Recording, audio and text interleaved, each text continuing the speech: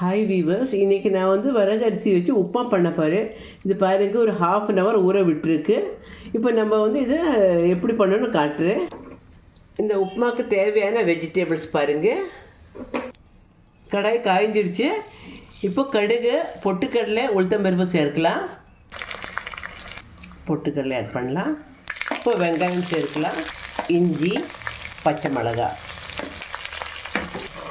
இப்போ vegetable add பண்ணலாம். Vegetable நல்லா வதங்கி வரட்டும். அதுக்கப்புறம் நம்ம வரகு அரிசி ஆட் பண்ணலாம்.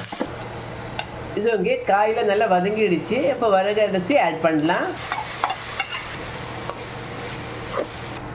இப்போ கொஞ்சம் தண்ணி விடலாம். உப்பு வந்து கொஞ்சம் கடைசியில் போடலாங்க. ஏன்னா இந்த காய் இந்த அரிசியில் வேகாது, அதனால கொஞ்சம் கடைசியில் போட்டுடலாம். சால்ட் ஆட் பண்ணலாம்.